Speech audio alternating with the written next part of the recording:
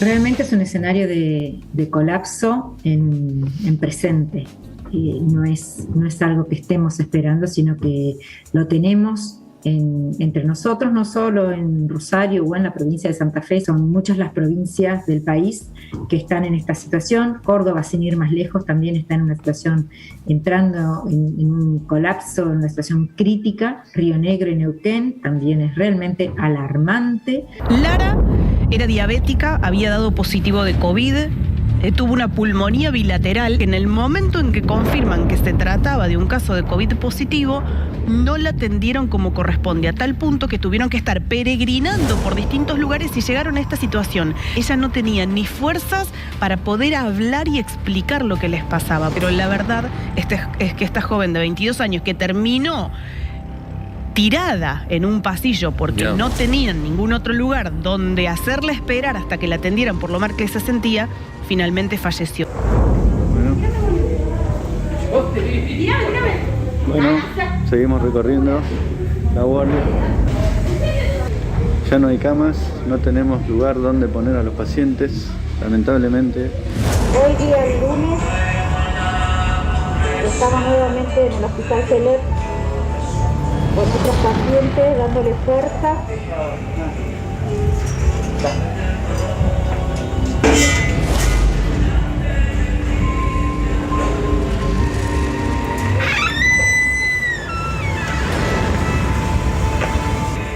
Estos son nuestros pacientes en el pasillo.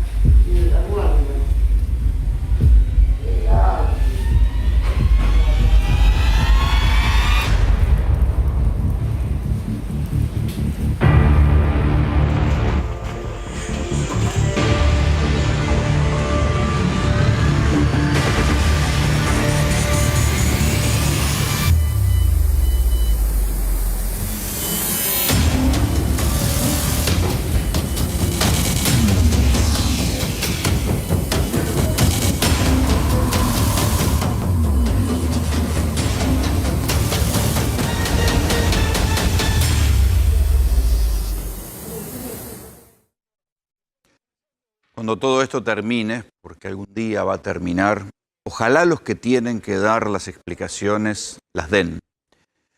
Porque ahora todo se diluye en que, bueno, se echan las culpas unos a otros, pero una de nuestras tareas es tratar de ir desbrozando, adjudicándole a cada cual la responsabilidad para que tal vez algún día se dignen a explicar por qué las cosas pasaron como pasaron y por qué la Argentina dentro de poco va a tocar los 77.000 muertos. Evidentemente hay responsabilidades del gobierno nacional. ¿Sí? Hay responsabilidades del gobierno nacional en la euforia que hubo con la vacunación, que llegaban las vacunas que después no llegaron, en haber apostado y privilegiado la alianza con el laboratorio AstraZeneca por ese mecanismo chino que inventaron, por el cual se fabricaba el componente activo acá, se mandaba para México, en México no se embotelló, después lo mandaron a Estados Unidos y sin embargo la Argentina pagó el 60% de las vacunas que nunca llegaron y que ahora dicen que van a llegar finalmente. ¿Cuándo? El martes.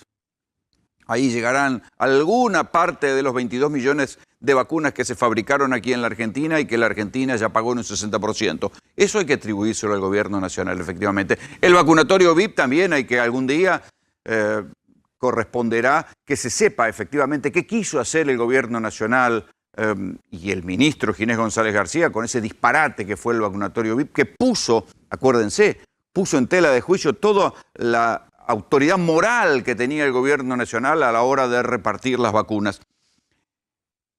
También habrá que conseguir una buena explicación de por qué nunca llegaron las vacunas de Pfizer. No la explicación sobre la cual ahora está retrocediendo en chancleta Patricia Bull, que dice que no hubo, que ella nunca habló de coimas. Bueno, eso le va a valer un juicio y ya está pidiendo como estar retrocediendo en lo que dijo Patricia Bullrich, pero algo pasó en la negociación con Pfizer. Es solamente una cuestión de geopolítica. Estados Unidos no quería darle vacunas de Pfizer a la Argentina porque la Argentina tenía vacunas rusas y vacunas chinas. Un misterio, pero ojalá algún día se sepa.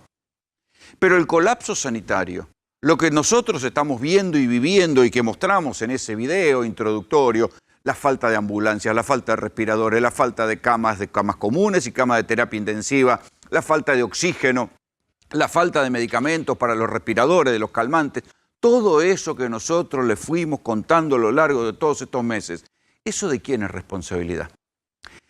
Y ahí es donde uno tiene que decir, che, un momentito, que esto no es solamente responsabilidad del gobierno nacional, en gran medida es responsabilidad de las provincias. Y las provincias han tenido un doble discurso. Y en esto, cuando digo las provincias, uno puede encontrar ejemplos de mala gestión de la pandemia en todos los espectros, en todos los lugares del espectro político. Hay en el justicialismo, en los disidentes del justicialismo, en los movimientos provinciales, en Juntos por el Cambio, en todos hay oportunismo, cálculos mezquinos, pequeñas chicanas, pensar que importa más la puteada de los comerciantes y los gastronómicos que el enojo de los deudos. Se ve que lo deben tener medido, deben haber hecho encuestas y deben decir, bueno, me conviene más quedar bien con los comerciantes que necesitan apertura de actividades que con los parientes de los muertos. La verdad que yo a esta altura no sé a qué se debe, pero esto está pasando. Y entonces algún día se le va a pedir cuentas a los gobernantes sobre qué pasó. La pandemia dejó al descubierto muchas cosas. Esto se dice siempre. Una de las cosas que dejó al descubierto es la desfinanciación de los hospitales, del sistema público de salud. Claro, como todo el mundo le tira centros, nadie le pregunta a María Eugenia Vidal, ahora que está publicando un libro, a ver, usted, cuando fue gobernadora, explíquenos por qué no quiso terminar los hospitales del Bicentenario que hubo que terminar de apuro durante la pandemia. ¿Por qué no quiso que siguieran terminando de construirse las UPA, esas unidades de pronta atención que eran un emblema de la gestión de Scioli? Y en cambio dijo que iba a remodelar las guardias de los hospitales porque era más urgente y tampoco reforzó siquiera los hospitales, y el sistema de salud de la provincia de Buenos Aires llegó agotado, destruido a enfrentar la pandemia. ¿Por qué no lo hizo? Del mismo modo se le está pidiendo cuentas en Brasil a Jair Bolsonaro. Piensen que a Bolsonaro hasta Xuxa lo quiere echar a Bolsonaro por el mal manejo de la pandemia. Entonces aquí un día habrá que preguntarse qué hicieron en cada una de las provincias los gobernantes. Hay casos que son escandalosos. Hay provincias ricas que le están dando a su gente atención miserable. El sistema de salud en la Argentina es tripartito. Hay sistemas privados, están medicina prepaga, están las obras sociales que contratan sanatorios para darle servicio a sus trabajadores, y está el sistema público. Se supone que el sistema público es para todos. Si hay gente que puede, porque hace aportes a las obras sociales, tener sanatorios, o si hay gente que tiene el dinero suficiente para pagar una prepaga, eso sería como la excepción. Pero en definitiva el sistema público debería garantizar en una emergencia como esta atención a todos. Y sin embargo esto no está pasando. Lo más indignante es que no está pasando siquiera en las provincias ricas. Les voy a dar algunos ejemplos y estos ejemplos recorren todo el espectro político. Quiero empezar por la provincia de Neuquén. A ver, Neuquén, provincia que provee hoy, salió esta semana, el 33% del petróleo de la Argentina sale de la cuenca de Vaca Muerta, está en la provincia de Neuquén. Casi todo el gas, buena parte del gas, o del gas común, o del gas shale, también sale de Vaca Muerta y sale de la provincia de Neuquén. Neuquén cobra regalías por ese gas y ese petróleo. Es una provincia rica en regalías. Sin embargo, Neuquén se hizo tristemente famosa en estos días porque había solamente, por cada persona que necesitaba un respirador, había 54 personas por cada respirador que quedaba vacante. Y esto no es todo. Se hizo tristemente famosa también Neuquén porque durante días hubo un piquete donde se escuchaban las voces de los petroleros porque estaban cortando la salida de Vaca Muerta, pero los que cortaban eran los médicos, los enfermeros, las empleadas de los sistemas sanitarios que pedían aumento de sueldo y les habían dado un aumento miserable. La semana pasada, aquí en GPS, el domingo pasado, yo puse al aire una médica en Neuquén que contaba que el problema del colapso en Neuquén era que los médicos se iban porque ganaban poco. Entonces, ¿cómo es esto? Una provincia rica le paga miserias a sus médicos. Una provincia rica no tiene respiradores para sus pacientes. Esto es Neuquén. Estas historias se traducen en muertes concretas. Escuchen, 27/5. Hay que decir que acá la clase política tampoco se salva en Neuquén. Un concejal murió en una guardia mientras esperaba cama en terapia intensiva. Se llamaba Ángel Rodríguez, docente y legislador del Movimiento Popular Neuquino. Tenía 67 años. Su cuadro de coronavirus se agravó con una neumonía. Se murió. Quiere decir que no había privilegio para políticos. 26/5. Una mujer murió luego de esperar 10 días una cama. Tenía 61 años, se había contagiado de coronavirus. Murió el lunes luego de esperar durante 10 días una cama de terapia intensiva en respirador en Villa Langostura. Sigo con Neuquén. Una madre y una hija, la madre de 30 años, la hija de 11, ocuparon las dos últimas camas de Neuquén Capital, ¿sí?, del hospital Castro Rendón, ¿sí? Estaban en una fiesta clandestina y parece que alguien pasó y por un ajuste de cuentas les disparó y hirió a una madre y una hija que estaban en una fiesta clandestina. Ellas terminaron ocupando las dos últimas camas del hospital Castro Rendón de Neuquén y así siguen los ejemplos. Una provincia rica, una atención miserable. Una provincia rica sin respirador. ¿Cómo se llama el gobernador de Neuquén? Un señor que seguramente ustedes no conocen porque no habla, no da cuenta de nada. Se llama Omar Gutiérrez. El gobernador de la provincia que tiene el 30% del petróleo, buena parte del gas, y que no logra que haya respiradores suficientes y que no logra que haya médicos bien pagos. Algún día alguien le pedirá cuentas a esta gente de este desastre. Neuquén la gobierna el Movimiento Popular Neuquino, Córdoba la gobierna un justicialismo disidente. Juan Schiaretti es el gobernador, un caso similar. Córdoba apostó al turismo, a tener todo abierto, a que las escuelas siguieran abiertas. Ni siquiera cuando Ciudad de Buenos Aires, que es una especie de lugar fundamentalista de las clases presenciales, ni siquiera cuando Ciudad de Buenos Aires restringía la circulación nocturna, Córdoba la restringió. ¿Qué pasó? Se le fueron los casos al demonio. Por acá yo tenía una placa con los detalles de las provincias, de las curvas de las provincias. En Córdoba, las historias son similares. ¿Sí? Las mismas historias que les conté de Neuquén. Estos son los cuadros, ¿sí?, de lo que pasa y la evolución. Ahí ustedes tienen Mendoza, Santa Fe, Tucumán, Córdoba. En todas las provincias pasó lo mismo. Ejemplo de lo que pasó en Córdoba, para que vean que no es solamente una cuestión estadística. 27/5, un paciente de 74 años estaba internado en el Sanatorio El Salvador. No consiguieron cama con respirador en la misma clínica ni en el sector público. Se murió el miércoles. 27/5, una mujer denunció que dejaron morir a su padre. Se trataba de una paciente, a su madre, perdón. Se trataba de una paciente oncológica, 73 años. La atendieron en una sala común del Hospital Ferreira. Nunca la pasaron a terapia intensiva.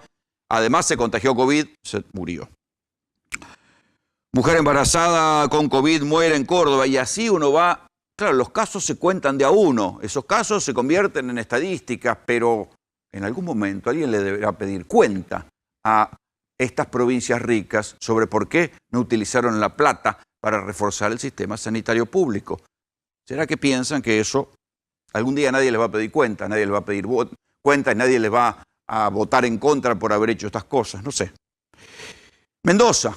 Caso similar. Piensen que en Mendoza 7 de cada 10 testeados, o sea, aquí el promedio nacional es que el 35% de positividad. En Mendoza el 70% es la positividad. 7 de cada 10 testeados con síntomas son positivos de coronavirus. Lo mismo, Mendoza, provincia administrada en este caso por el radicalismo, junto por el cambio, gobernador Rodolfo Suárez, crecimiento de casos. Vuelven a abrir todo el lunes que viene. En Santa Fe, algo parecido. Lara Reyes tenía 22 años, murió por falta de cama en una ciudad de la zona norte. Todas estas cosas son para deslindar responsabilidades. Efectivamente, el gobierno nacional algún día deberá responder por lo mal que manejó, por el optimismo que hubo con las vacunas, que las terminó salvando sobre la hora, la vacuna Sputnik.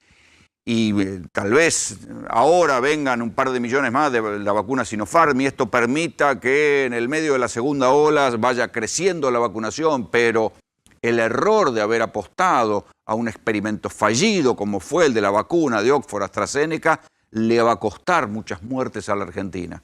muertes que se podrían haber prevenido porque la Argentina disfrutó de un tiempo valiosísimo que fue el de la segunda ola, que no llegaba, que estaba en el resto de América Latina, que no estaba, y las vacunas no estaban porque el gobierno nacional se equivocó. Pero el colapso sanitario es responsabilidad de las provincias.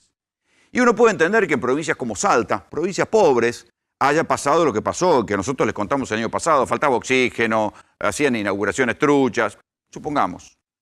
Pero en provincias ricas, ¿qué hacen con la plata? ¿Qué hizo Neuquén con la plata? ¿Qué hace Córdoba con la plata? ¿Qué hicieron con la plata? ¿Por qué no fortalecieron su sistema sanitario? Igual a mí me asombra, porque pareciera que hoy por hoy es más importante escuchar los reclamos de los que no pueden trabajar que escuchar los reclamos de los que se están muriendo. Bienvenidos, esto es GPS. Esto es Argentina. Esto es.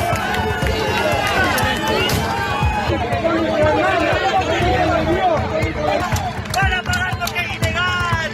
Lo que están haciendo es ilegal.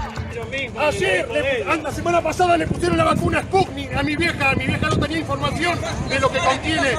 Tiene un montón de cosas. Le puso un imán y se le quedó pegado en el brazo, hijo de puta. Nadie se da cuenta de eso. Le pusieron la vacuna Sputnik a mi vieja y tiene imán. Nadie se da cuenta de eso. En todo caso, eso después. Por supuesto que lo vamos a decir. Pero si el que escribe, sí, pero la obediencia de vida y el punto final ya lo hemos tenido en la patria. ¿Querés que esté el abogado acá? No me interesa ni el abogado. Hay orden de detención.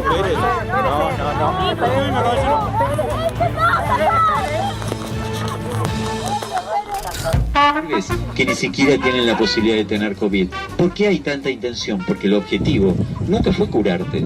El objetivo fue darte la vacuna para transformarte en ¿qué? Claramente en mutantes epidemiológicos. Esto es lo que va a pasar. No hay otra palabra más dulce para decirte que esto va a ser así. Esto es así. ¿O te crees que vas a poder dar sangre después? ¿O trasplantes de órganos? ¿O tener hijos entre un vacunado y un no vacunado sin ninguna consecuencia? ¿Son conscientes? El virus no está aislado. El test no sirve. El test marca cualquier cosa, es totalmente inespecífico. Los asintomáticos no contagian. Hay estudios científicos que pusieron a un COVID positivo y no están con enfermos 400 personas y hubo, claro, ni uno se contagió. Los médicos compañeros nuestros que están en la guardia de un hospital público o privado, muertos de miedo, nos dicen: yo sé que me voy a morir. Entonces, esa persona, lamentablemente, se va a morir. ¿Se va a morir de un coronavirus? No. El COVID no es un virus. El COVID es un problema social, de miedo, de pánico. Tenemos que defender nuestros derechos y nuestra Constitución, que viene siendo avasallada con un relato de una falsa pandemia que nunca existió y que no va a existir. Porque estas pseudo vacunas contienen información genética para que el organismo humano produzca proteínas altamente similares a proteínas que intervienen en el desarrollo del embarazo. Estoy hablando de la proteína sincitina. La enzima convertidora de angiotensina 2 no se encuentra en epitelios respiratorios. ¿Y saben dónde sí está? En el testículo. Así es. Y cumple funciones de fertilidad y reproducción en el varón. ¿Qué es la mutagénesis insercional? Estos pedacitos de ADN se pueden insertar en el genoma humano en cualquier sitio. ¿Y cuál es el riesgo inicial? El cáncer. El dióxido de cloro, por ejemplo, es uno de los tratamientos más efectivos, económicos e inocuos. Se está usando legalmente en Bolivia, se acaba de aprobar sus estudios de ensayos clínicos en Perú. En este país se lo difama sistemáticamente. Vamos a estar haciendo algo para todos, absolutamente. Pedir la salud, ensayos clínicos del dióxido de cloro para todo el mundo. ¿Por qué? Porque no es lógico que no se estudie una sustancia que puede realmente solucionar el problema de la salud en este momento en nuestro país. No se vacunen, sobre todo no se vacunen del COVID, no se vacunen de la gripe estacional, por favor, no lo hagan. Pero si a ustedes alguien les obliga a ponerse una vacuna del COVID, por favor, no se pongan la vacuna de la empresa Moderna, que es la vacuna de Fauci y la vacuna de Bill Gates. Y no se pongan tampoco la vacuna de la Universidad de Oxford de Inglaterra. Por favor, si pueden, no se pongan ninguna. No sé si se dieron cuenta que todos los que nosotros pusimos en ese compilado son médicos. Son médicos. O sea, todos ellos son médicos. Habría que preguntarse quién le dio los títulos, porque esos médicos son los que decían esas cosas. Que, digo, hay cosas que se pueden discutir, obviamente, hay cosas en las cuales hay límites de la ciencia, a los cuales no se sabe, pero hay cosas que sí se saben y estos señores las discuten igual. Es verdad, también hay que decirlo, que en su momento hasta la propia Organización Mundial de la Salud se equivocó respecto del barbijo y se perdió un tiempo precioso cuando decía que el coronavirus se transmitía por las superficies y no por el aire. Se equivocaron, después tuvieron que rectificarlo, pero el barbijo, estar contra las vacunas, defender el dióxido de cloro, defender la ivermectina, que dicho sea de paso, hace poco la propia Agencia Europea de Investigaciones dijo que lo de la ivermectina era un disparate. ¿Qué dirán todos los que todavía siguen recomendando la ivermectina, todos los que siguen tomando dióxido de cloro? Bueno, esos de esta agrupación que irrumpió en Rosario en una manifestación donde estaban todos sin barbijo, no son, digamos, es algo tomado desde Alemania. La primera agrupación de médicos que defendía o que estaba en contra de todas las recomendaciones contra el coronavirus fue alemana, de ahí pasó a España y de España se vino a la Argentina. ¿Qué más se sabe de esta gente, doctor Salemi? Mira, Rolando, la verdad que son médicos matriculados. De hecho, el propio Arriaga es un oftalmólogo con residencia en Ushuaia. La verdad que, a ver, lo que están pregonando son, hoy escuchaba parafrasear cosas y decían pseudo palabras que pueden sonar científicas. Recién lo escuchabas en el discurso que estaba dando, que de hecho la verdad que llama la atención el grado de organización que tienen, porque tienen atriles, tienen micrófonos, tienen parlantes, o sea, la verdad que tienen todo un grado de organización. Decía una palabra que estoy tratando de acordar, porque la verdad que me da vergüenza repetirla. Decía mutantes, ¿sí?, epidemiológicos. Esa pseudo palabra científica que puede llegar a sonar importante, una palabra importante, claro. No de existe, los hombres X. No existe en el léxico médico. Mutantes epidemiológicos. Claro, pero una cosa es que estas ideas simplificadas, que son como relatos médicos, circulen por las redes sociales. Otra cosa es que haya médicos que pongan la cara y se la crean. Bueno, totalmente. Bueno, a ver, de hecho, vos sabés que la marca registrada de Médicos por la Verdad tiene un registro justamente en España a través de una doctora que la verdad que estuvo muy inteligente, porque todo lo que tenga que ver Médicos por la Verdad le van a tener que pagar a la doctora. No sé cómo es la jurisprudencia, después lo charlaremos con los abogados. Bueno, y deben monetizar los canales de YouTube. No sé, porque hay algunas plataformas de redes sociales que han decidido quitar de estos contenidos que confunden sobre la pandemia, quitarlos por más que tengan millones y millones de seguidores. Entonces buscan redes alternativas. Claro, lo que pasa es que no tiene asidero científico todo lo que están diciendo. Suena muy científico. Recién escuchábamos la explicación de cómo el ARN se iba metiendo en las células y te podía llegar a cambiar el ADN de tus células y te producía cáncer. Bueno, esto no tiene ningún asidero científico en la realidad. De hecho, claro, yo no tengo cáncer. Es como hacer un relato con palabras científicas, pero claro, cuando uno cuenta una explicación científica, cuando vos das una explicación científica, das una explicación científica simplificada porque hay un estudio que avala lo que vos decís. Acá esto guitarrean y parece que es serio. Por eso, parece que es serio, pero la verdad que de serio no tiene nada, porque decir que los PCR no detectan nada, que los asintomáticos no existen. Bueno, están contra los test, están contra las vacunas. Contra todo. Decir que la enfermedad no existe, justamente la verdad que es algo irrisorio. Bueno, ¿para qué lo hacen? Y seguramente con fines económicos, con fines de prensa. La verdad que desconozco cuál es el motivo para que vaya real. Gente a su consultorio. No sé, porque en algo deben creer. De todos modos, así como pasó en España, que terminaron denunciados por complicar la gestión sanitaria, aquí también en la Argentina. Sandra Mayorana, secretaria general de la Asociación de Médicos de la República Argentina, tengo entendido que fue la Asociación Médica de Médicos de la República Argentina, fueron los firmantes de una denuncia penal contra estos médicos que convocaron en Rosario a esa manifestación anticuarentena. Buenas noches, ¿cómo le va, doctora? ¿Qué tal? Buenas noches, Rolando. Sí, ¿de qué se trata la denuncia que están haciendo ustedes contra esta gente? Bueno, le cuento. Para empezar, nosotros, desde la seccional Santa Fe de AMRA, estamos pidiendo hace rato medidas para restringir la circulación del virus, porque esta pandemia sobrepasa todos los sistemas de salud. Nosotros acá en Santa Fe se aumentó todo lo que se podía. Lo que no tenemos más es gente, no hay más recurso humano. Claro. Por lo cual venimos pidiendo, por favor, las restricciones. El domingo, este grupo vino a Rosario, ninguno es de Santa Fe, viajaron de otras provincias, hicieron una reunión donde citaron un montón de gente y luego citaron para el martes 25 de mayo. Nosotros el lunes tomamos conocimiento y al tomar conocimiento... ¿A esa reunión iban médicos, doctora, o iba público en general?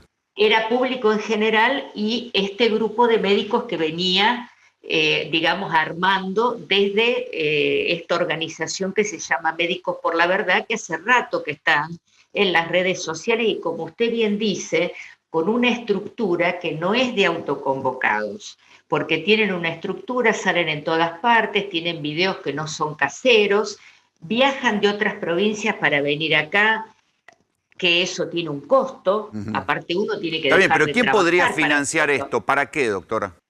No tengo idea. Porque había una conjunción, el 25 de mayo, que hubo varias marchas, entre ellas la de Rosario. Aquí en Buenos Aires hubo una marcha de sectores libertarios en Obelisco, en Córdoba hubo comerciantes que protestaban, y daba la impresión de que había alguna confluencia entre los médicos que niegan la pandemia, con los libertarios, con los comerciantes heridos, pero no hay nada explícito. No, esta manifestación era distinta porque yo respeto, ojo, no que manifiesten ahora porque estamos en un momento en el cual está la restricción, que fue una medida desesperada del gobierno nacional viendo que se desborda salud en todos lados. Estamos con una restricción concreta y el que no la acata, ya sea convocando como hizo esta gente o en una fiesta clandestina. Sí, pero estos además convocaban sin barbijo, convocaban una marcha sin barbijo. Sin barbijo. Escupían a la policía. Es un delito penal. Doctora, entonces no sé si le pasó a usted, yo llevo 20 años de médico, a mí me pasó nunca presenciar lo que estamos viendo ahora, la expansión de la cantidad de camas de terapia intensiva y la gran cantidad de muertes que estamos viendo todos los días en los lugares de trabajo. A ver, ¿cómo puede linkear esto, lo que estamos viendo, con esta Asociación de Médicos por la Verdad, haciendo negacionismo? ¿Qué es lo que piensa usted, haciendo negacionismo de la propia pandemia? Mire, por un lado tenemos una pandemia que de la jerarquía que no se ve hace 100 años, para la cual ningún país estaba preparado, que se amplió todo lo que se pudo el año pasado, pero lo que no se puede conseguir es el recurso humano, que no se consigue en la góndola de un supermercado, no hay más. Sí, y que encima en muchas provincias está mal pago. Digamos, sí, contábamos recién en el comienzo el caso de Neuquén, por ejemplo. Sí, pero aunque querramos conseguir más, no hay. Por otro lado, estamos dando un mensaje a la población que por favor se cuide, porque si no se cuidan no los vamos a poder atender, y sale este grupo que por ser médico tiene más responsabilidad a decir todo lo contrario. Pero aparte a convocar... Doctora, quiero volver un poco al origen de la pregunta. ¿Están cometiendo un delito? ¿Ustedes los denunciaron por un delito penal? ¿Cuál? Exactamente, porque están yendo en contra del artículo 205 del Código Penal, sobre el que se basa el DNU. Tenemos un DNU que restringe la circulación. Y el hecho de que las personas se junten es un delito en este momento. Por eso le decía que es tanto esto como el que se junta en una fiesta clandestina. Nosotros hicimos la denuncia al Ministerio Público de la acusación el lunes 24, actuaron rápidamente esa misma noche, ya tenía fiscal asignada la causa y un número, y se reunieron con el Ministerio de Seguridad. Armaron un operativo el martes para disuadir y que esta gente no se pudiera juntar, pero como se juntaron más temprano, cuando llegó la policía, ya estaban todos ahí. Sí, ahí hubo una detención de 30 personas.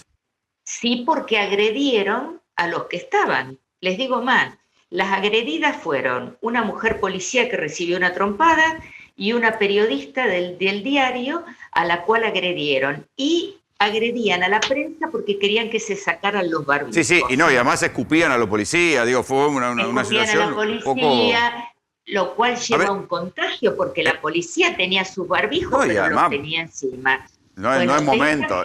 Además de mal gusto, es peligroso. Espera un cachito, doctora, ¿le quieren hacer una pregunta? Sí. Doctora, si ustedes hacen una denuncia penal y no tienen en claro de dónde es el origen de estos médicos que vienen de otros lugares, de otras provincias, que no son de Santa Fe, pero además tampoco está claro cuál es el objetivo del financiamiento. Está claro que no es vender nada, porque en todo caso lo que están diciendo es no hagan determinada cosa, no se vacunen, no se pongan barbijo. Si no es económico, si no es sanitario, ¿el objetivo de esta organización puede ser político? Y probablemente sea político, pero es a nivel mundial, como dicen ustedes. Realmente no tiene ni pie ni cabeza esto. Lo que sí yo les aseguro es que lo que nosotros denunciamos un delito y la justicia lo consideró así, inclusive por el hecho de ser médicos de otras provincias, la detención fue mucho más prolongada. Es más, nosotros hicimos una sugerencia muy humildemente a la Fiscalía planteando de que, bueno, todos los 29 tienen causas abiertas por distintas cosas. Los que la organizan, concretamente, es mucho más serio. Pero ahí me pongo del otro lado, doctora, y yo digo, sí. No tienen, aunque equivocados, y yo creo que son una manga de delirantes, pero ¿no tienen derecho a la libertad de expresión? Una cosa es la libertad de expresión, otra cosa es convocar gente para contagiarse en la calle en un momento en que hay un decreto donde hay una restricción para proteger a la ciudadanía, en el cual es una cuestión de salud pública. Esa es la diferencia. Hubieran convocado por internet y lo hacían por Zoom, nosotros no decíamos nada. El tema era el convocar a reunión en un momento en que está prohibido y en el que se sabe que por lo menos hasta este domingo no se puede hacer eso y el lunes no se puede convocar a más de 10 personas en un lugar abierto. Justamente la consigna del agrupamiento era que se contagien. Usted está diciendo que incitaban al contagio. Y sí, porque, o sea, aparte que en este momento está prohibido que la gente se junte en la calle. Es así de claro, estamos en un momento de restricción. Desde ahí nosotros sacamos que es un delito que ellos hayan convocado masivamente para reunirse.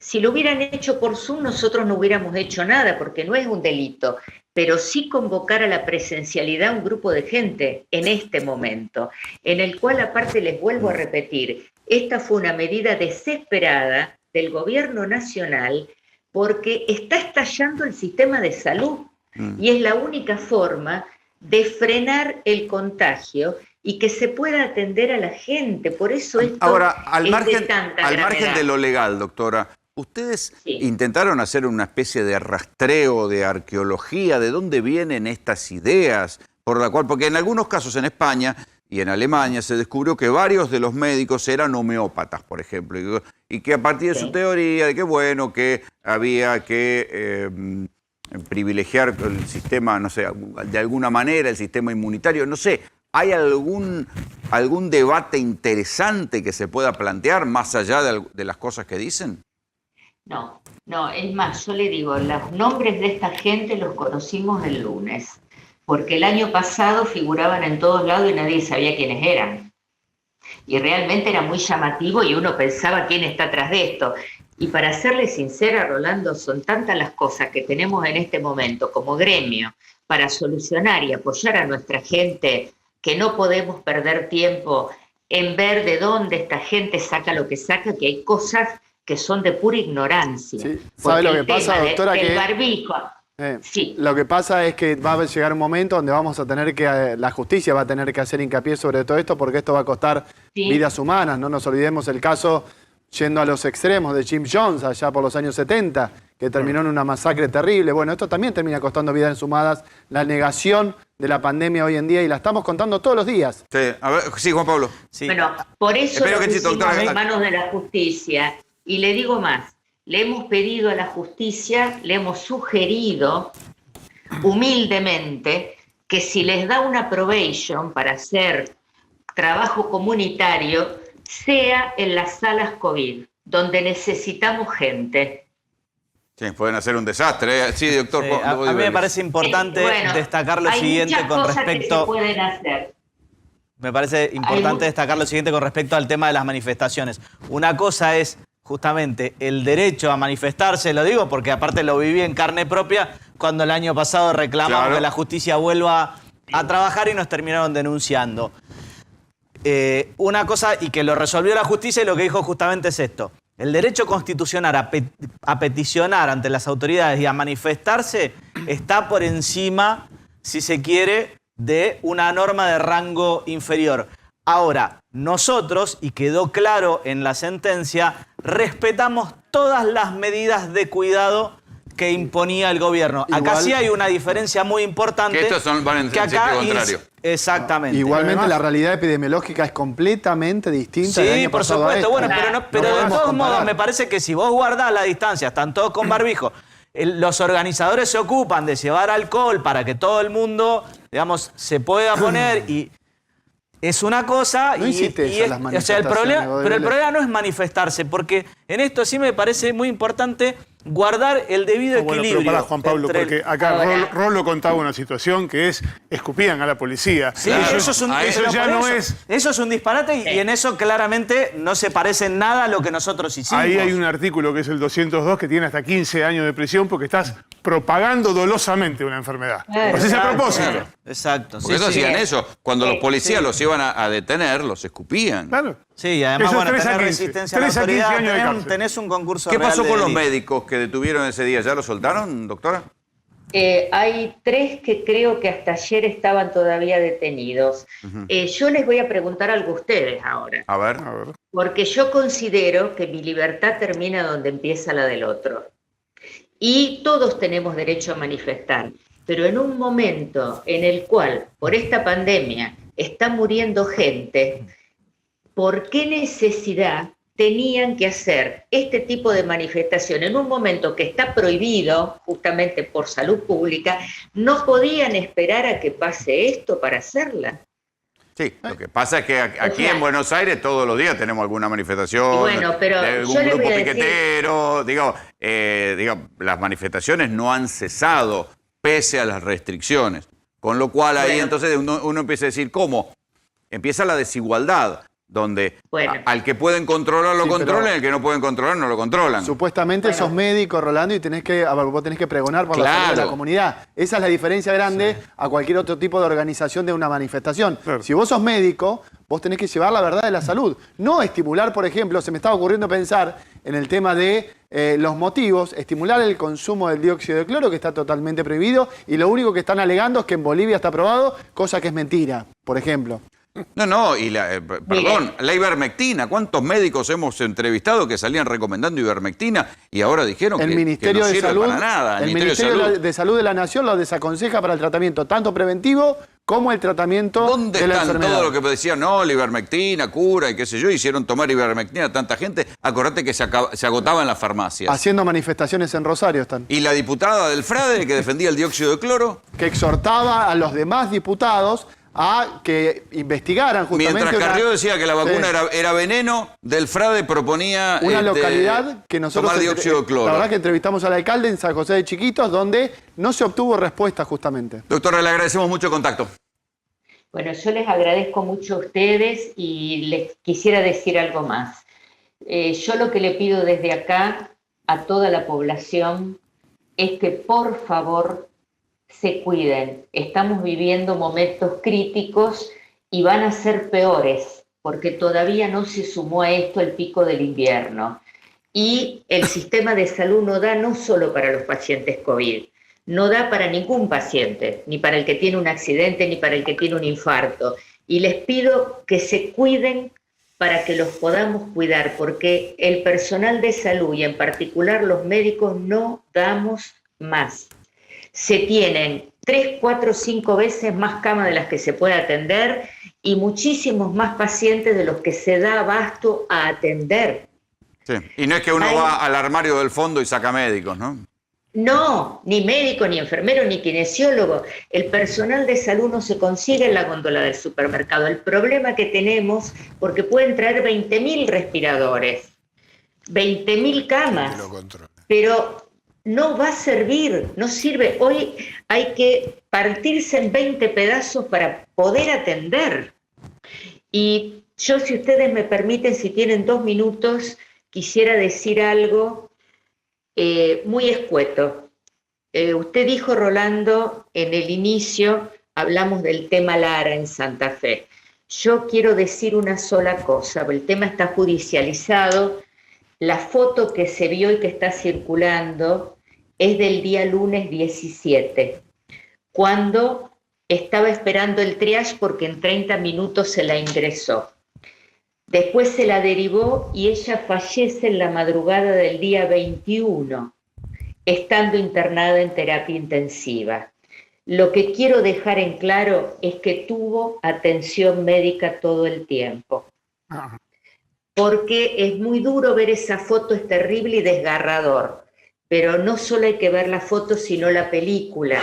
Porque cuando pasa eso parece que hubiera muerto sin atención y gracias a Dios se consiguió donde internarla, estuvo varios días en terapia intensiva y lamentablemente falleció igual como está falleciendo mucha gente joven que en este momento tenemos internada.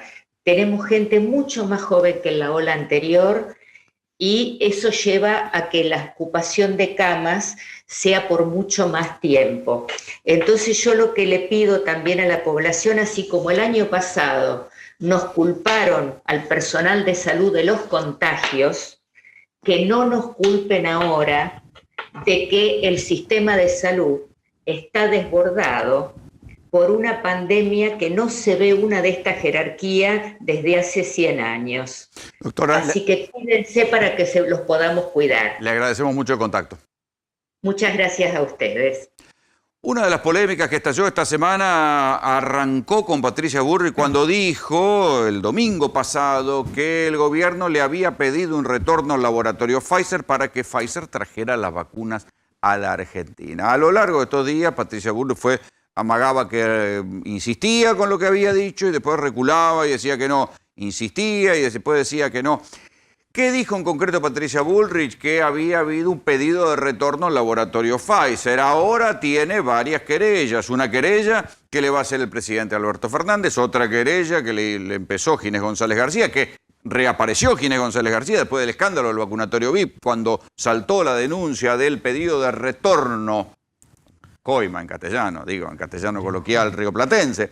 Y también va a haber una querella, en este caso una querella penal, hecha por el Ministerio de Salud. ¿Qué dijo Bullrich?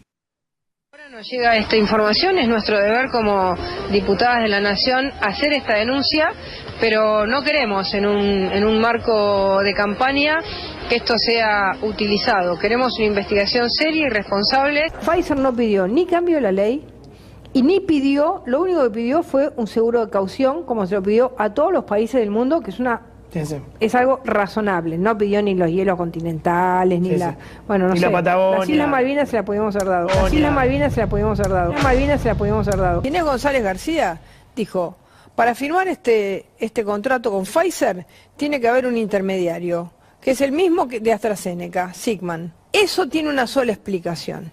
Eso se llama, en cualquier lugar del mundo, querer tener un retorno de esa vacuna. ¿Vos estás acusando al exministro de intentar tener un retorno de esa vacuna? Pero no tengo la menor duda. Esa vacuna no está en la Argentina porque no hay un argentino con quien hablar que le pudiera dar parte de eso. Espérame, eso no tengo la menor duda y además eso es criminal. Lo que dice es falso. Que nunca nadie le pidió a ningún laboratorio que tenga un intermediario para vendernos vacunas y que nadie dio sobornos y nada parecido. Es una difamación imperdonable.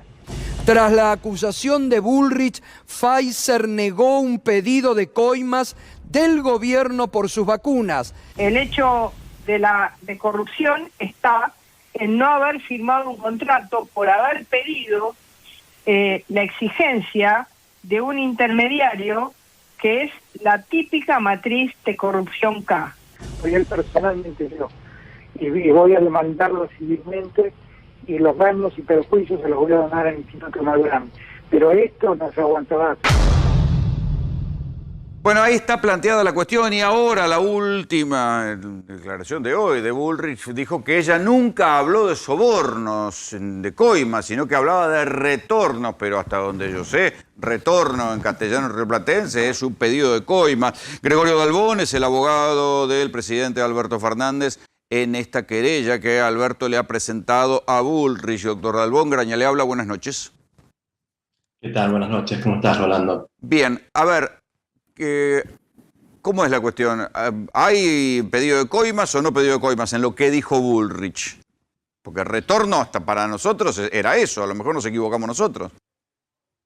Bueno, si vamos a analizar, Rolando, que ella entregaría las Malvinas por Pfizer, la verdad que estamos escuchando a una mujer que, como dijo Máximo Kirchner hoy a la mañana, si bien lo hace para tener notoriedad, lo logra, porque tiene notoriedad, pero el presidente de la Nación, Alberto Fernández, se ha puesto un límite, y ese límite es que una mujer, por más que sea presidenta de la oposición, como Patricia Bullrich, no puede bajo ningún punto de vista hablar de retornos, de intermediarios, en algo tan sensible para la Argentina como son las vacunas y como es la negociación de una vacuna con un laboratorio, en este caso Pfizer.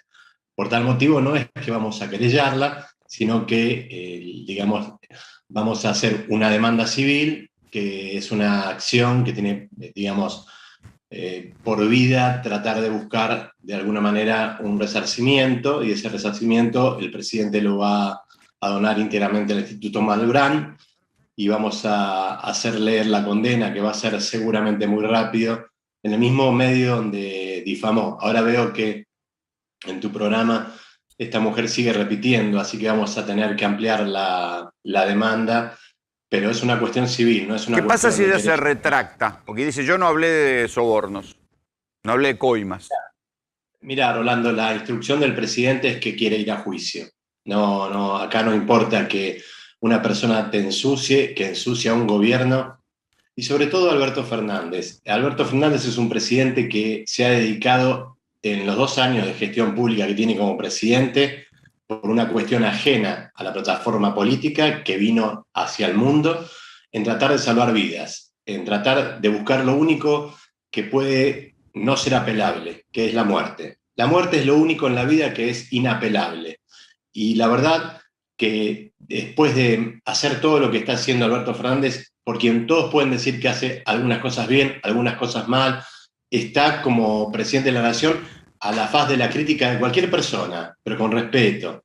Bajo ningún punto de vista se puede hablar de corrupción, porque Alberto Fernández ha demostrado, no solamente durante la presidencia, sino durante toda su vida, que es un hombre probo y honesto. Y no vamos a permitir que Patricia Bullrich, una chica a la que le decían Kili en el 76, venga a apretar o venga a decir que este gobierno soborna. A ver, ¿y qué pasa si es elegida diputada y tiene fueros el año, a fin de año? No pasa nada. En la acción civil estamos buscando un resarcimiento, no la prisión. No estamos buscando criminalizarla a ella. Porque además también es bueno destacar que en el gobierno de Cristina Fernández de Kirchner, por el fallo Kimmel en el 2008, ella en el 2009, Cristina, sí, no existe más la querella penal por dichos, por calumnias e injurias. Está bien, pero a ella no le pueden proteger los fueros después y decir, bueno, tengo una ascendencia civil, pero ¿los fueros me protegen? No, los fueros no la van a proteger porque no estamos buscando bajo ningún punto de vista la detención. Estamos buscando simplemente que se haga cargo de su difamación, que además está prácticamente confesa por cuanto el laboratorio Pfizer... Y ella misma ahora está diciendo, yo no hablé de coimas. Evidentemente, quizás a esta gente del macrismo, como digo yo, lo único que le duele es el bolsillo. A priori, ¿no? Con una excepción, ¿no? A Pepín Rodríguez Simón, evidentemente, las cuestiones penales le molestan porque huyó del país. Sí. Aquí Néstor Espósito le quiere preguntar. Sí, doctor, la demanda civil tiene una instancia de mediación que es previa a que comience formalmente el juicio. ¿Qué pasa si Patricia Bullrich en esa instancia de mediación diga, sí, ok, está bien, tienen razón, lo que yo dije fue inapropiado, esta es mi oferta para terminar con el juicio tempranamente? Bueno, si... Un papelón. Si la oferta, claro, además de eso, no creo yo que una montonera vaya a retroceder o entregar. La verdad, quizá los antecedentes de ella es entregar a los compañeros, por ahí también entrega sus ideas. No lo sé, pero yo creo que una montonera no debería hacer eso. Debería ratificar sus dichos, seguir hasta las últimas consecuencias, si tiene los ideales que tenía cuando era montonera. Pero me parece que esta... No, me parece que cambió de ideas. Todo este ha cambiado radicalmente de ideas.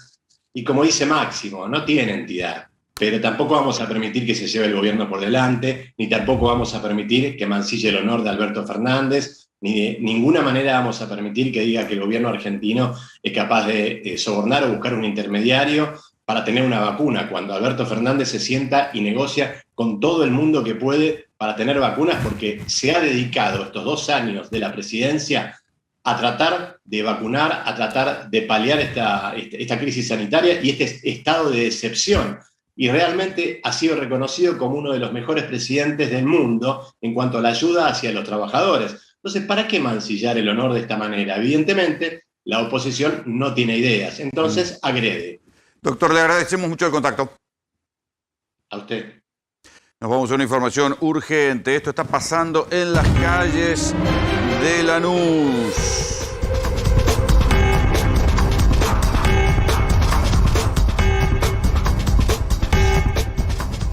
Ahí vamos a tomar contacto con Mauro Gundín. Mauro, contanos dónde estás. Hola Rolo, ¿cómo estás? Buenas noches. Bien lo decía vos, en Lanús estamos, en la localidad bonaerense de Lanús, aquí muy cerquita, a escasos metros de la estación Lanús.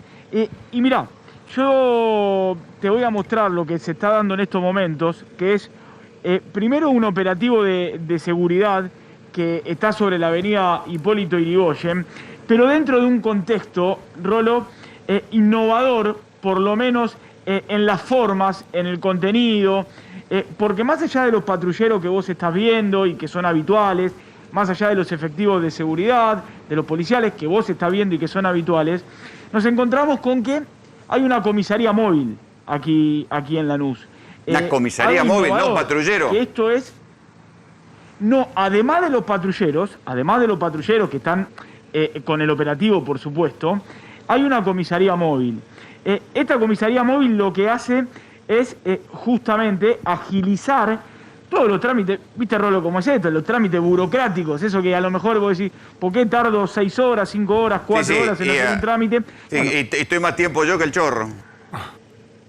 Exactamente, con todo, con la denuncia que tenés que firmar, bueno, aquí esto se está instalando a partir de hoy, que es algo innovador, digo, porque es la única que hay, por lo menos aquí en Argentina, y esto no solo es para estar más cerca de lo que es el contacto con los efectivos policiales y los patrulleros en sí, o el operativo de seguridad, sino para agilizar. O sea que si detienen a alguien en el control, lo llevan a la comisaría móvil. Si detienen a alguien en el control, si en la otra cuadra un policía arrestó a alguien porque robó, por una pelea, por lo que sea, se viene acá, se hace los trámites correspondientes y a la persona a la cual llevan detenido, demorada, poner el rótulo que vos quieras, va directamente a la comisaría. Es decir, lo que tardaría 7 horas, 5 horas, 4 horas, acá en media hora lo podemos terminar. Pero para que te dé más precisiones, tengo a mi lado a Diego Kravet, que es el jefe de gabinete de Lanús, también a cargo de la seguridad del municipio. Él nos va a explicar seguramente con minuciosidad todo el tema, así que él te está escuchando, Rolo. Diego Kravet está en contacto. Diego Graña te habla, ¿cómo te va? ¿Para qué sirve una comisaría móvil? ¿Qué es lo que resuelve en este caso? Mira, a ver, ¿cómo funciona en la actualidad un procedimiento de calle? Si un oficial de policía detiene a una persona, lo que hace, en primer lugar, es trasladarlo a la comisaría. En la comisaría, otro oficial de policía le toma la denuncia. Y después hay que llevar a ese detenido a un lugar médico para que le haga lo que se llama un examen precario de su estado de salud. Eso le demora desde el momento que se produce la detención hasta que termina el examen médico y queda definitivamente detenido en la comisaría, entre 2 y 7 horas al oficial de calle. ¿Qué hacemos nosotros? En vez de que haga todo eso el oficial de calle y que pierda el día con una sola detención, se produce la detención, llega a la comisaría móvil, dentro de la comisaría móvil hay un oficial escribiente. El oficial escribiente está conectada directamente su computadora al Ministerio Público Fiscal, con lo cual el acta ingresa en forma directa a la Fiscalía. Toma el acta, y eso permite que no haya trampas cuando desaparecen los detenidos porque arreglan en comisaría. Exactamente. O sea, no solo no hay trampas, sino que ingresa directamente en Fiscalía. Hay un médico, la persona que se veía ahí antes seguramente por cámara, que está con un chaleco verde, es un médico, le hace el examen médico precario directamente acá, con lo cual en media hora se hace el acta, el examen médico precario y un patrullero traslada al detenido a la comisaría directamente al calabozo. ¿Qué pasa? El oficial de calle, en vez de perder todo el día en la comisaría, vuelve a trabajar y lo que era una detención en el día se transforma en un oficial que puede hacer 2, 3, 4, 5, 6, hasta 10 detenciones en su horario de trabajo. Entonces ganamos una enorme cantidad de tiempo de operatividad del oficial de calle, que es lo que más se reclama en el conurbano bonaerense, que es el policía que esté persiguiendo ladrones y no esté metido dentro de la comisaría. Claro. Bueno, esto viene a agilizar la burocracia, el tiempo para que el oficial esté en la calle. Le quitás gente a la burocracia, a todo el tramiterío. Es que es el lado B de la seguridad pública, Rolo. Vos sabés que a veces uno piensa, ¿por qué no está el policía que estaba usualmente en mi cuadra? ¿Por qué no está acá? Bueno, no está porque está perdiendo cualquier cantidad de tiempo en las comisarías. Bueno, esto con la comisaría móvil se resuelve, pero se resuelve aparte de una forma, me parece que es muy buena porque es muy transparente. ¿No puede haber impugnaciones legales? Al sistema. No, bueno, la detención, ¿viste? La cuestión es del abogado defensor que te diga, bueno, no, acá el procedimiento no fue el habitual.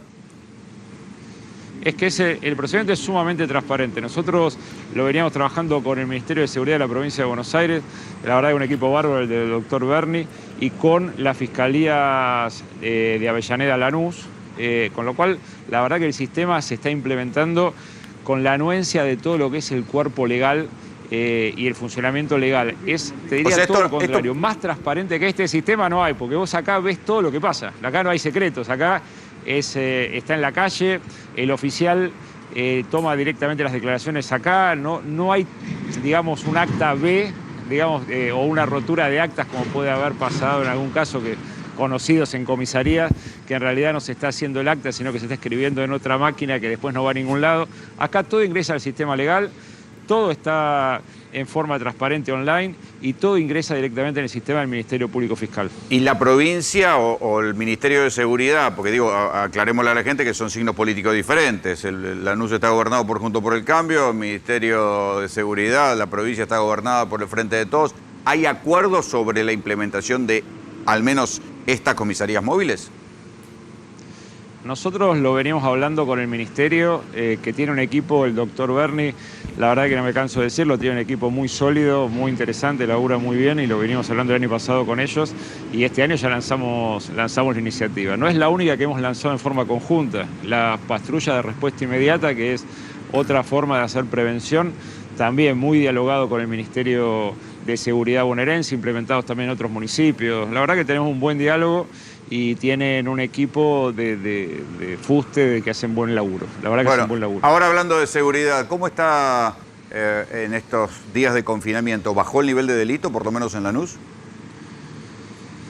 En Lanús bajó el nivel de delito, obviamente tenemos delitos. Tuvimos 2 procedimientos muy buenos que nos vinieron, 2 investigaciones realmente muy buenas de la Fiscalía Descentralizada de acá de Lanús y de la policía bonaerense, que desbarató 2 bandas de robaautos que a nosotros nos venían volviendo locos. En total hubo entre las 2 bandas 16 detenciones. con una 20 de allanamientos, Rolo. La verdad que muy buen laburo. Son 2 bandas distintas de la misma zona y la verdad que tuvimos, inclusive pasamos ya los 10 días sin ningún robo de autos por la noche, lo cual para la zona sur es, te diría, qué milagroso, un récord. Y para nosotros es, la verdad que muy importante. También es cierto que nos ayuda, y vale decirlo, este artículo 205, que es para el tema del confinamiento, también nos ayuda a que sean más fáciles los controles, ¿no? O sea, como que cuando vemos que hay ciertos movimientos que no deberían haber porque hay confinamiento, automáticamente ya activamos las alarmas para poder, tanto de cámaras como de prevención de patrullaje, para ir a ver el movimiento de autos o el movimiento de algunas personas en particular. Así que eso también nos ha servido para bajar, pero la verdad que buen laburo de la Policía Bonaerense y la Fiscalía desbaratando estas 2 bandas. Diego, muchas gracias por el contacto. Mauro, gracias, abrazo. No, gracias a vos. Un abrazo grande, Rolo.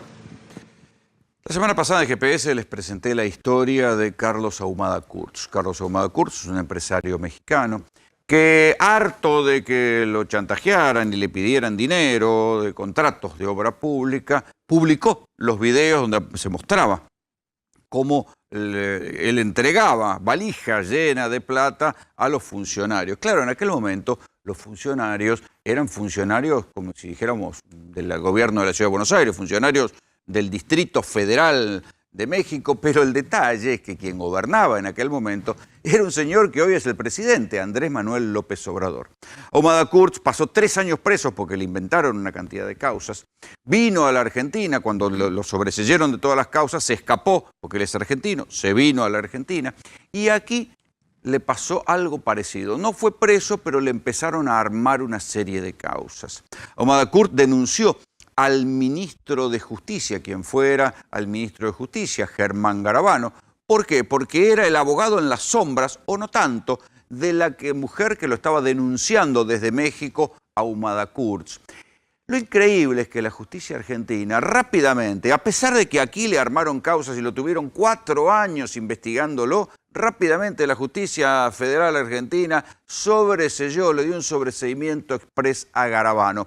Ahora yo les voy a mostrar la curiosa devolución de dinero que hizo Germán Garabano justamente a los mexicanos que lo habían contratado. Claro, él devolvía dinero siendo ministro de Justicia cuando no podía ser abogado de nadie. Véanlo.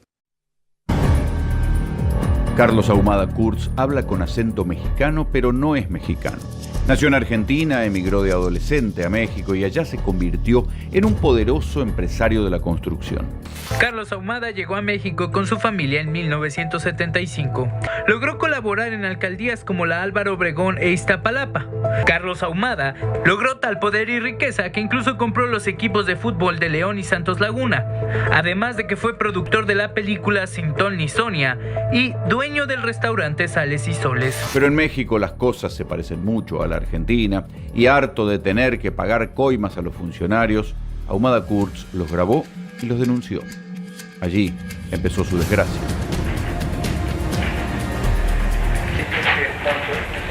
Son 45.000, mira, esas son las cosas que yo digo, mira, el 26 de febrero los 50.000 pesos ahí en la Secretaría del Gobierno. Ahumada Kurz estuvo 3 años preso por causas armadas.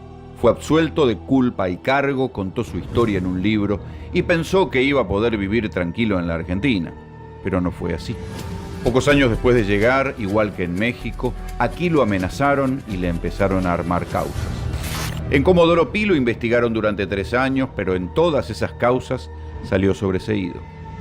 Claro que detrás de todas las denuncias había siempre un mismo nombre: Germán Garabano. El exministro de Justicia de Mauricio Macri fue el abogado en las sombras de los funcionarios mexicanos corruptos que aún perseguían a Ahumada Kurz. Pero ¿qué fue lo que desencadenó la persecución de Ahumada Kurz en la Argentina? Un pagaré.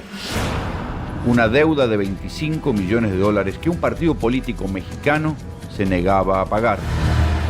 Contame, Carlos, ¿por qué denunciaste ante la justicia argentina a Germán Garabano?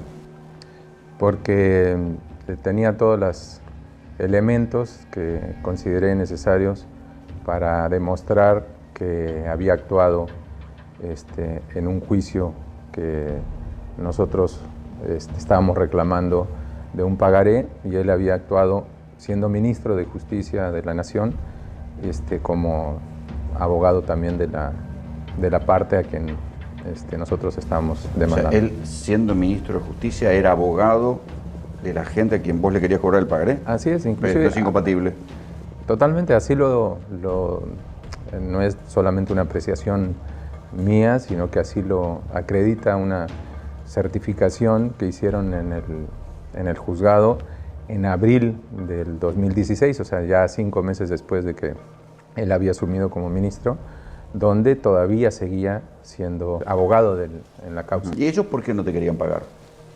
Porque, o sea, concretamente porque no querían pagar, y en el 2014, cuando intenté hacer las gestiones, quien firmó el pagaré como presidenta del PRD era Rosario Robles.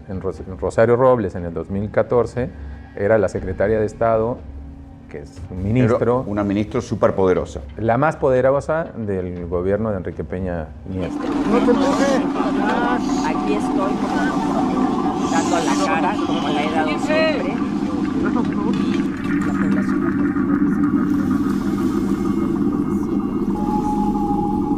Pero ella está presa. Está presa, le acaban de, no sé si le acaban de dictar sentencia por 21 años de cárcel, por corrupción, por malversación de fondos, no sé qué tantos delitos. Un juez federal vinculó a proceso a Rosario Robles por 2 delitos relacionados con el desvío de más de 5.000 millones de pesos, en lo que se conoce como el caso de la estafa maestra. ¿Y Garabano la defendía a ella? Está acreditado en el expediente, él era apoderado y representante en Argentina de esta señora y del PRD también. A ver si lo entiendo bien.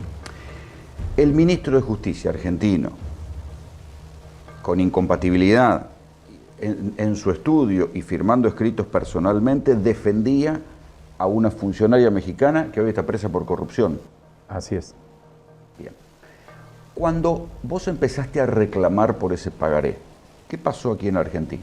Empezaron una serie, porque además me lo mandó a decir la señora de manera clara y sin pelos en la lengua. La señora, ¿quién era? Rosario Robles. Rosario Robles, de que si no dejaba de insistir en el cobro del pagaré, me iba a hacer la vida imposible a mí y a mi familia, y mandó todas las amenazas habidas y por haber, a través de una persona conocida. Bueno, cumplió su palabra, y una de las tantas cosas que hicieron fue que aquí, en el edificio, hubo una causa penal que también se manejó bastante raro. Vino un agente del Servicio Secreto Mexicano con pistola y aquí afuera me amenazó. Dicho en mexicano, que dejara de chingar con seguir queriendo... De joder, va. Que dejara de joder. Con seguir intentando cobrar el pagaré, porque si no me iba a ir muy mal. Sobre eso se abrió una causa, sí. Pero el fiscal y la jueza la cerraron rápidamente, pero el fiscal en aquel momento estaba a las órdenes de Garabano, que era procurador de la ciudad. Así es. Y ya era el abogado de Rosario Robles.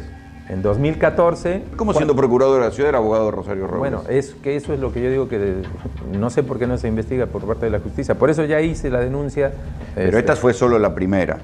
Contá después las siguientes episodios y desgracias que te pasaron en la justicia argentina. Bueno, ya cuando entra Germán Garabano como ministro, una de las primeras situaciones que tengo es que enfrentar la causa que me relaciona Martín Lanata con Aníbal Fernández, que había venido, según esto, a este edificio a recoger millones de dólares. Una mentira, nunca conocí a Martín Lanata, no sabía ni quién era, me enteré a raíz de estos hechos y estuve yendo... Ahora, recordemos, Martín Lanata, el acusado del triple crimen de General Rodríguez, dijo que había venido acá a buscar dinero para Aníbal Fernández. Una cosa más... Ahora se sabe que Martín Lanata denunciaba a cuenta, digamos, se ve que alguien le pagaba y él denunciaba cualquier cosa. Totalmente, o sea... Hasta quien había matado a Kennedy.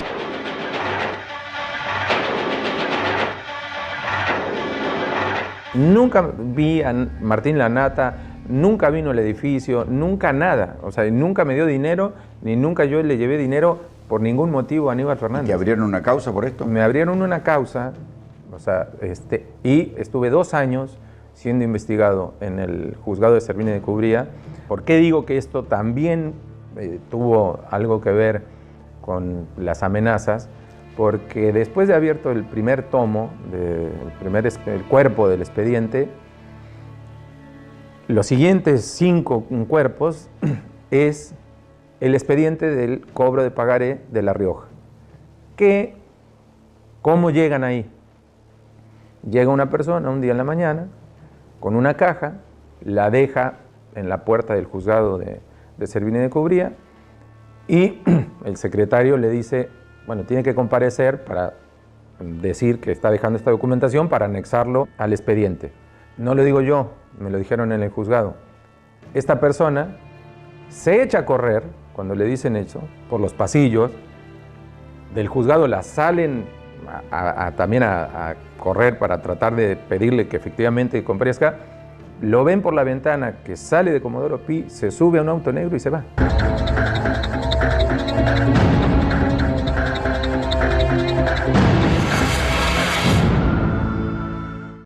Fíjense cómo funciona la justicia federal. Cuando el acusado es uno cualquiera, en este caso Ahumada Kurt, le abren una causa con denuncia de Martín Lanata, que era un tipo que terminó, todo lo que terminó diciendo fue falso. Y otra denuncia que también le abrieron la cuenta de la agrupación La Alameda. Lo tuvieron 4 años investigándolo en el juzgado de Servini de Cubría. Ahumada Kurt finalmente lo sobreseyeron en todo, no había nada. Ahora bien, el ministro de Justicia, Germán Garabano, que no podía ser abogado de nadie, porque así cualquiera, si uno contrata, viene y contrata, si tiene plata, contrata al ministro de Justicia de abogado y lo más factible es que le vaya bien en cualquier causa. Bueno, el ministro de Justicia, Germán Garabano, que no podía ser abogado de nadie y que fue denunciado por Ahumada Kurt, le dieron un sobreseimiento express. Claro, cuando las cosas se conocen y se vuelven públicas, siempre aparecen los papeles posteriores. Y esto es lo que tengo en mis manos. Una fotocopia de una auditoría que se hizo al Partido de la Revolución Democrática, donde estaba Rosario Robles. ¿Por qué? Porque Ahumada Kurt le había prestado a este partido algo así como 25 millones de dólares para una campaña electoral. ¿Qué aparece en la auditoría que tengo aquí? Les leo. Dice, bueno, es un listado de gastos que no se localizó la documentación soporte correspondiente. Una auditoría que se hizo sobre los gastos del Partido de la Revolución Democrática en México. Ahí al final, en rojo, les leo, figura un pago a Carlos Germán Garabano. O sea, desde el Partido de la Revolución Democrática le pagaron a Germán Garabano, pero, detalle, Garabano no dio factura. ¿Cómo iba a dar factura? Si no podía dar factura porque era ministro de Justicia en la Argentina.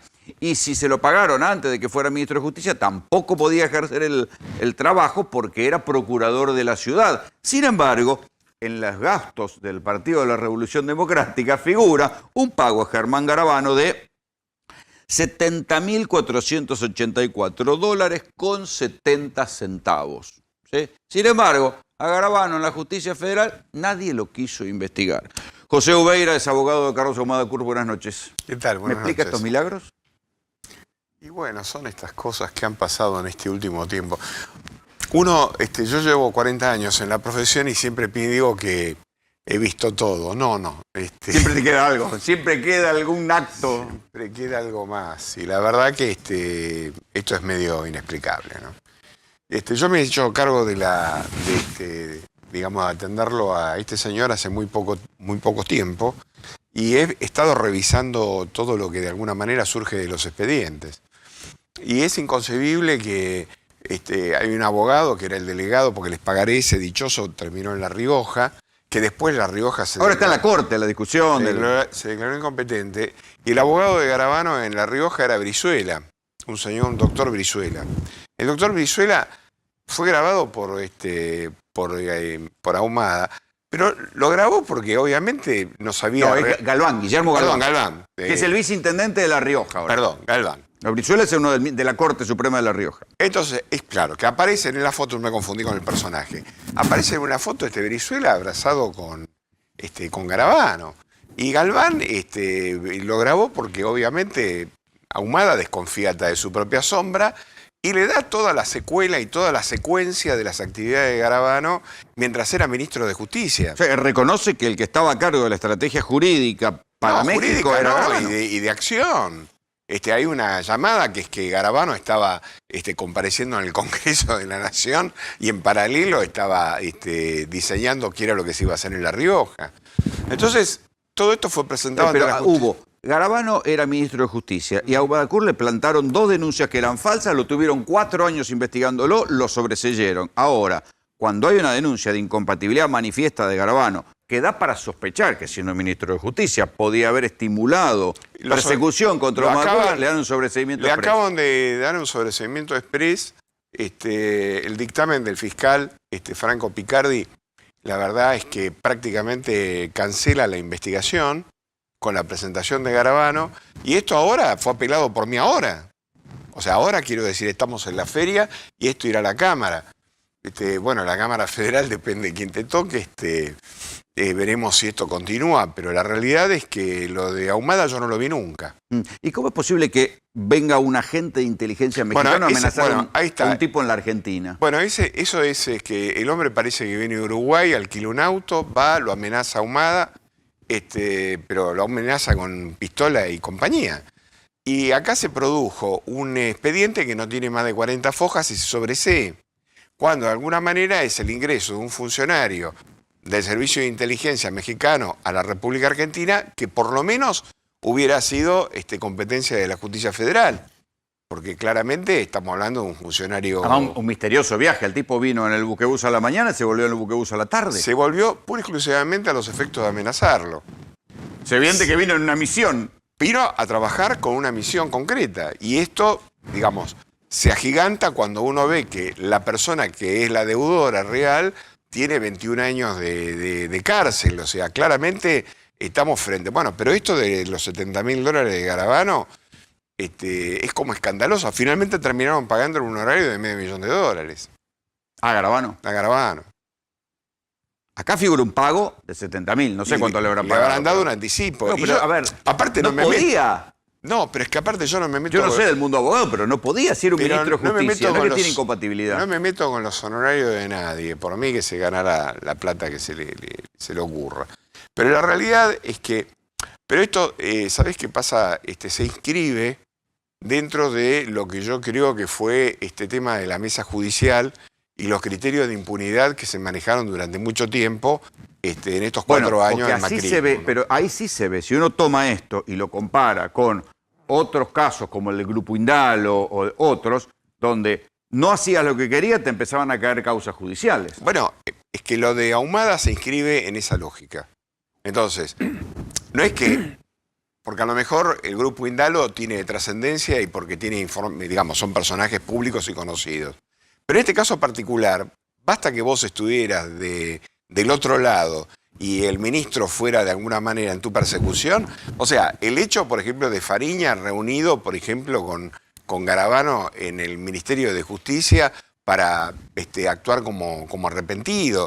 O sea, todo este tipo de cuestiones que uno termina naturalizando es lo que explica lo que significó el macrismo y el lawfare en la República Argentina. Sí, doctor, ¿por qué, no sé si lo sabe o si lo puedo determinar, por qué un personaje político mexicano del Distrito Federal contrata a un abogado argentino que además tiene vinculaciones políticas con el gobierno de la Ciudad de Buenos Aires y luego es ministro de Justicia? Porque como Ahumada desconfiaba, mejor dicho, no tenía prácticamente cuartel en México como para poder ejecutar esa deuda, se pactó que la misma se podía ejecutar en extraña jurisdicción, que era la República Argentina. Por eso que el pagaré se está ejecutando aquí en la República Argentina. Porque allá en México, digamos que no puede volver.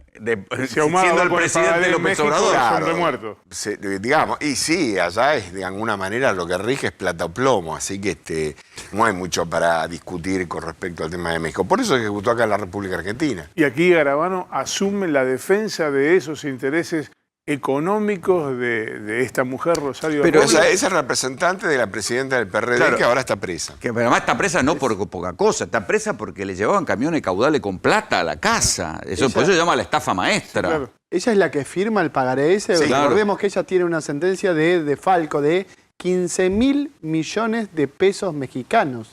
Claro. Esa es la deuda, eso es lo que estafó al gobierno mexicano y se quedó con toda esa plata esta señora. Sí, y en el fondo lo que ahora está en discusión, porque también hay un contenido político que no quiero dejar pasar. El PRD es el partido de la oposición actualmente de López Obrador. Y Es el partido de donde nació López Obrador, pero que después se fue López Obrador y ahora pasó a la oposición. Exactamente. Y hoy actualmente lo nunca visto. El PRD, porque en México contra el presidente hay límites. Ahora están pidiendo el juicio político de López Obrador. Y tiene mucho que ver con esta lógica de la gente detenida, esta mujer detenida a los 21 años y compañía. Pero lo llamativo, eso empezó a ser un problema en cualquier caso de México. Pero la lógica de lo que ocurrió acá en la República Argentina, la verdad, yo así he visto cosas, ¿no?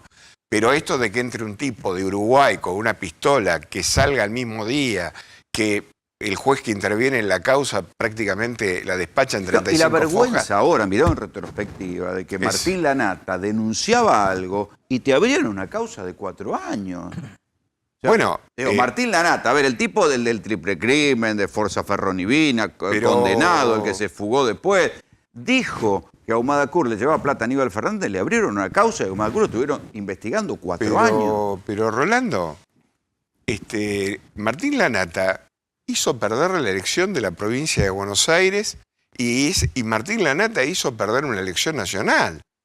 Porque si Aníbal Fernández llegaba a ganar la elección de la provincia de Buenos Aires, Macri no gobernaba. Y Martín Lanata es un tipo que está condenado a reclusión perpetua.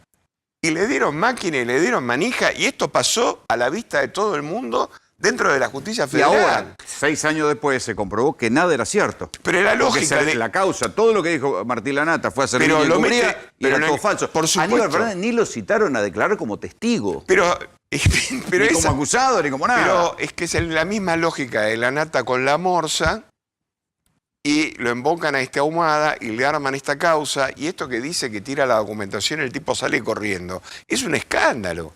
Entonces, yo lo que quiero decir es que frente a esta lógica general de la justicia argentina, es muy difícil de alguna manera no conmoverse.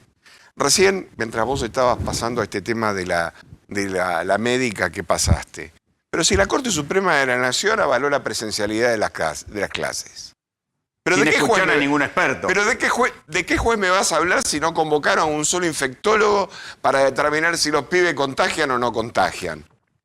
Entonces, digamos, el pescado se pudre por la cabeza. Esta es la realidad. O sea, ahora hay un grupo de juristas que se presentó en la Cámara de Diputados pidiendo de alguna manera que la Corte Suprema se le haga un juicio político. Entonces, ¿cómo vos me vas a hablar de que la justicia federal o haber justicia en la República Argentina si en materia de presencialidad fue avalada por la propia Corte?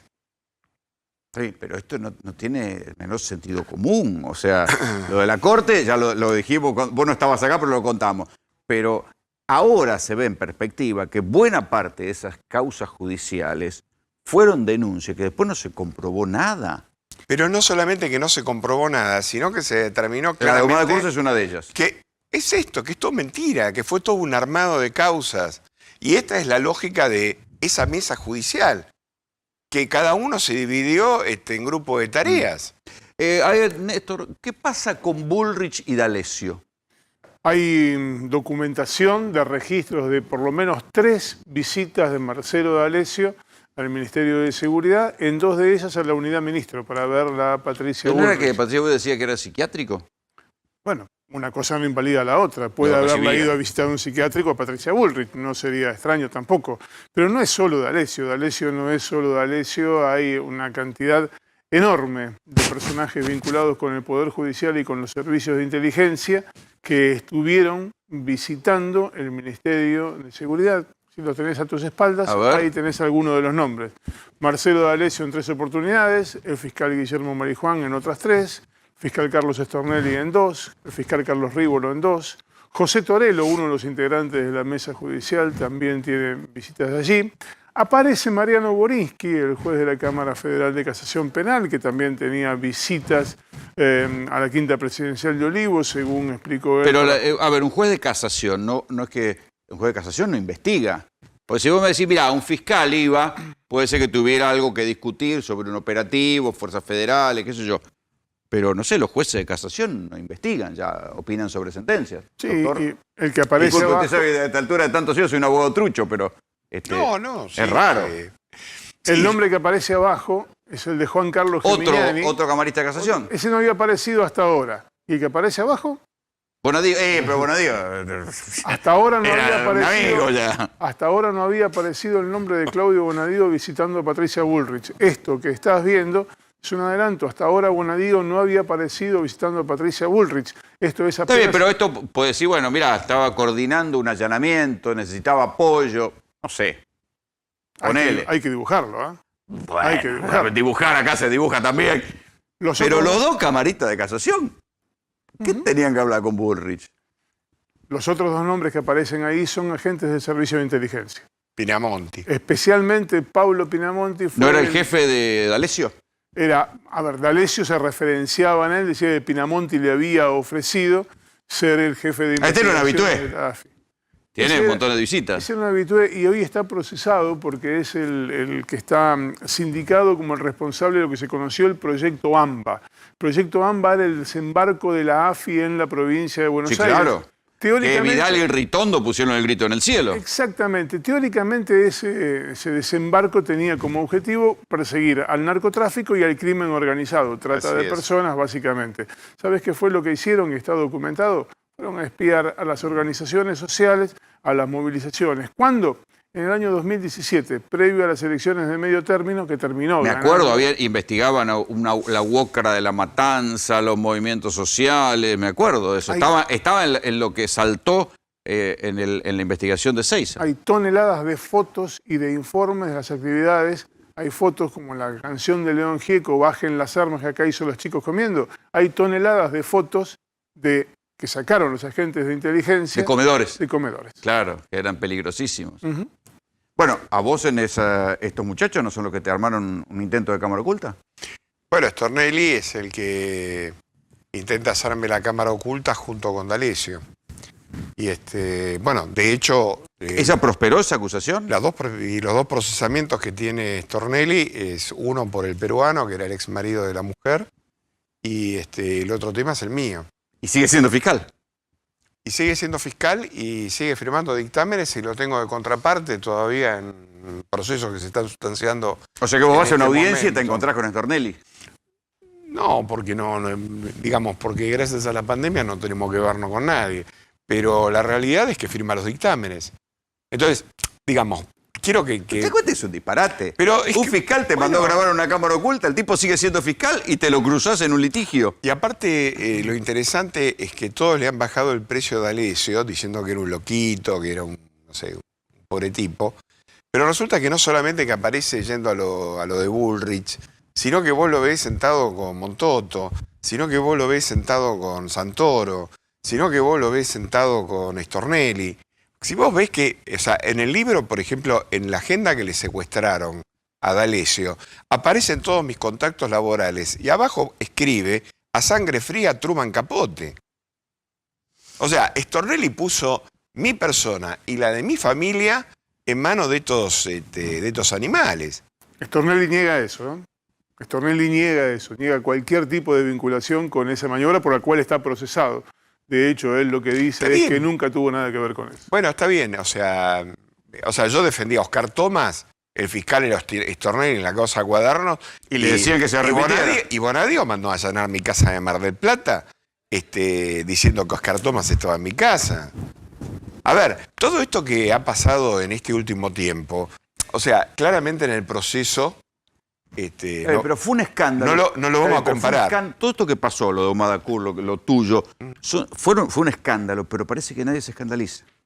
Es que está totalmente naturalizado. Parece que todo esto es normal. Y yo te vuelvo a repetir, en el proceso, al padre de Timerman, la corte de Gabrieli, siendo Videla el usurpador, lo dejó ir lo mandaron a Israel. Y el hijo Bonadío no lo dejaron ir a hacer un tratamiento a Estados Unidos. José, gracias por venir. La pandemia de coronavirus hizo que aumentaran todas las teorías apocalípticas sobre el futuro de la humanidad, el futuro del planeta. Yo la verdad celebro que mi amigo Sergio Federovsky haya dejado por un rato la gestión pública, haya vuelto al periodismo y haya terminado Punto de No Retorno, un documental. Veo que te pusiste a laburar, muy bien. ¿Qué va a ser? Bien. Pues en los ratos libres de la función pública terminé el documental. Claro. ¿Por qué hay tanta especulación sobre que la pandemia es como una especie de round final del cambio climático? Porque indiscutiblemente la pandemia, que claramente tiene una dimensión sanitaria, es básicamente un problema ambiental en el sentido de que es la emergencia de la relación anómala entre la sociedad y el medio natural, ya sea porque la sociedad va a buscar a los ecosistemas cosas que, entre comillas, no debiera, entonces hace que los virus que están confinados en esos ambientes salten al humano. Pues si comer animales que no debería. Por ejemplo, bien, pero la humanidad toda la época, en todas épocas ha comido animales. No con el nivel de bestialidad con que lo ha hecho en los últimos 50 años. Casi una tropelía que ha prácticamente devastado la mayor parte de los ecosistemas silvestres, por llamarlo de alguna manera. Pero la segunda cuestión, que de hecho lo hablábamos hace un ratito en el corte, es que también esos virus saltan a partir de especies que son domesticadas para la producción y puestas en un sistema productivo claramente anómalo, con hacinamiento, con niveles de antibióticos exagerados. Pero desde hace miles de años el hombre cría chancho, gallina, vaca. Por supuesto, expliquémonos entonces por qué solamente en los últimos 15 años aparecieron 12 zoonosis, que solamente una se convirtió en pandemia a nivel global, que es esta, pero también tenemos el ébola. La gripe aviar, yo me acuerdo de la alerta de la gripe aviar. El ébola, la gripe aviar, la fiebre porcina, la vaca loca y seguimos. Entre ellas ahora el coronavirus. Que esos son pandemias provocadas por el sistema de producción industrial de alimentos. Por el sistema de producción industrial de alimentos o por ir a buscar a especies silvestres y ponerlas en contacto productivo, por llamarlo de alguna manera, con la sociedad, y eso facilita. ¿Qué es lo que hace un virus? Un virus no es un ser vivo, está a mitad de camino entre un ser vivo y algo inerte. El virus necesita otro organismo para poder reproducirse. Lo que hizo el ser humano al ir a buscar el virus, que estaba, por ejemplo, confinado en los murciélagos o en los pangolines, en las zonas silvestres, y hacer que esos animales se los consumiera masivamente, es favorecer que el virus pudiera infectar al humano. Ni más ni menos que eso. Una pequeña mutación en algún momento hace que ese virus tenga capacidad de convertirse en un vector que infecta al ser humano. Y fíjate lo que son las paradojas, que hoy por hoy el coronavirus ataca el corazón de la civilización, que es estar cerca, estar juntos, la sociabilidad. Todo eso es lo que ocurre. Por eso, indudablemente, el coronavirus es un resultado del deterioro ambiental creciente que vamos teniendo. Si nosotros pensamos en el sistema industrial de producción y consumo de los últimos 200 años de la Revolución Industrial para acá, y fundamentalmente de la Segunda Guerra Mundial hasta nuestros días, lo que vemos es un declive permanente de aquello de lo cual tiene que abastecerse la sociedad, que es su capital natural. Y ahí es donde viene, por eso el documental se llama Punto de No Retorno, porque estamos muy cerca de atravesar un umbral tras el cual no sabemos cómo va a ser. ¿Qué pasaría ahí? No lo sabemos, pero también sabemos que traspasado ese punto de no retorno, no se puede volver. No se puede volver atrás, hagamos lo que hagamos. Los científicos, por ejemplo... pero todavía lo discuten. Digo, hubo muchos científicos que apoyaron las teorías peregrinas de Trump de que el cambio climático no existía. Prácticamente insignificantes en lo que hace al universo académico en todo el planeta. Prácticamente insignificantes. Hay una coincidencia absoluta respecto de que el cambio climático, este cambio climático, porque es cierto que hubo variaciones del clima en otras eras geológicas, este cambio climático provocado por el hombre. Está provocado por el hombre, porque la concentración de gases de efecto invernadero y esos gases, el efecto invernadero, perdón, la digresión rápidamente, permite que haya una temperatura más o menos vivible dentro de la atmósfera. Ahora, cuando se acumula una cantidad de gases excesiva, ese efecto invernadero empieza a aumentar progresivamente esa temperatura. Y es lo que está provocando el calentamiento global. Eso es ni más ni menos que el pero no hay calentamiento escenarios que prevean, como se decía en un momento, va a subir el nivel de los océanos, sí, va a haber islas que van a desaparecer, sí, va a haber... todo eso, y fundamentalmente un aspecto que yo señalo permanentemente, que los científicos lo vienen indicando desde hace 30 años, que es la agudización de los extremos. Cuando vos rompés el equilibrio, que es lo que está ocurriendo, rompemos el equilibrio natural, la tendencia es a la búsqueda de un nuevo equilibrio. Entonces, ¿qué pasa? Ese equilibrio roto hace que los extremos sean cada vez más agudos, más intensos, para poder tratar de buscar algo que equilibre eso que se perdió. Por eso los huracanes son cada vez mayores. Los huracanes son más intensos, las sequías son más prolongadas, las inundaciones son más brutales, las lluvias son cada vez más tropicales, por describirlas de alguna manera, y esto es lo que estamos viendo. En el medio está el hombre, y cada vez más humanos en la Tierra. Obviamente. Y los científicos lo que dicen es que el cálculo es que traspasado el nivel de 1,5 grados de temperatura promedio de aumento en el planeta, muy probablemente sea un punto de no retorno. Tras ¿Argentina el cual está a salvo porque está lejos del mundo desarrollado? Al contrario, hay una paradoja allí. Argentina, como otros países del mundo en desarrollo, es de los que no tienen grandes incidencias en la cantidad de contaminación que vuelcan a la atmósfera. Argentina no es un gran contaminante.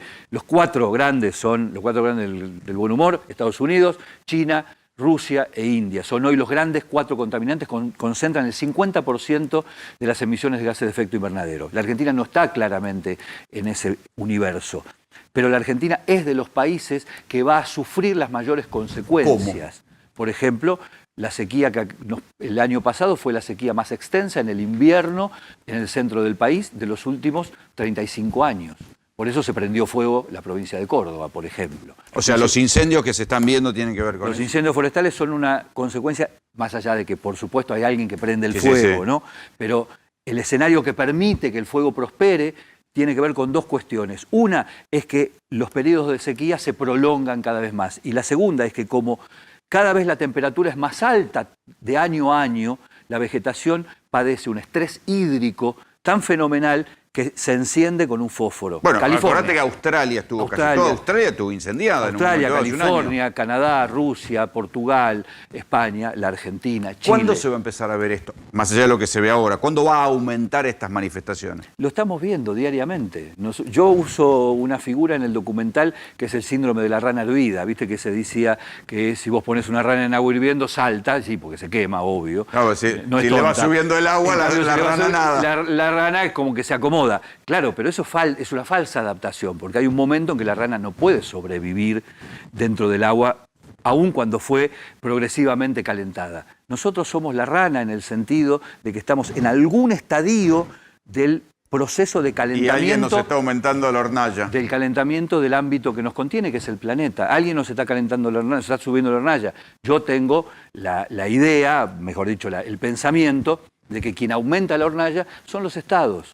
Porque los estados, los gobiernos, no han hecho en los últimos 30 años... Y sobre todo que el que venga atrás, que después se arregle. Sergio, exactamente. Gracias por venir. Gracias. Le pedí al doctor Juan Pablo Godoy Vélez que analice qué va a cambiar el lunes, porque, claro, nos olvidamos, ya termina el confinamiento, el domingo. El DNU ya está firmado, entonces a partir del lunes, ¿qué se va a poder volver a hacer? Bueno, volvemos a la situación anterior. Recordemos, la circulación en general en el país es de 6 a 0. Sí. Y lo que es el AMBA, los lugares más comprometidos con el tema de los contagios, de 6 a 20 se puede circular, y a las 8 toque de queda. Entonces, el toque de queda se mantiene. Los comercios van a abrir. Todos vuelven a abrir en el horario de 9 a 19. El transporte público, solo esenciales o con permisos. Sí, esto tal cual. De manera, claro, de manera privada. O sea, en el coche todo el mundo se puede mover libremente. Entonces ahí ya no hay permisos. Claro, por eso. Si te manejás en tu vehículo, vuelve a estar, digamos... No hace falta que tengas abierto. permiso de esencial. Claro, los lugares cerrados, todo lo que es actividad deportiva, cultural, sigue etcétera. Cerrado. Lugares cerrados no. Los que tengan la posibilidad de hacerlo en lugares abiertos, vuelve con clases el límite presenciales. de hasta 10 Ojo con esto, porque personas. clases presenciales se suspenden por el DNU, Salvo pero en la ciudad de Buenos Aires, que justamente por el fallo de la Corte va a mantener las clases presenciales. Y bueno, shoppings, cerrado, todo ese tipo de cosas. No, recordemos que muchas de estas restricciones corresponden a las zonas de alarma epidemiológica y corresponden a más de 500 casos cada 100.000 habitantes en los últimos 14 días. Zonas con menor cantidad de casos que solamente tenemos la provincia de Jujuy y de Misiones. O sea, que es para toda la Argentina, Sí, por eso no regirían estas restricciones. Claro, y bueno, el tema de los gastronómicos, recordemos que también si tienen atención al aire libre, patios, terrazas, etcétera, ahí... De 9 a 19 pueden al aire libre, patio y terraza. Y después pero adentro nada. Adentro nada, y después obviamente delivery y takeaway. Gracias, señores.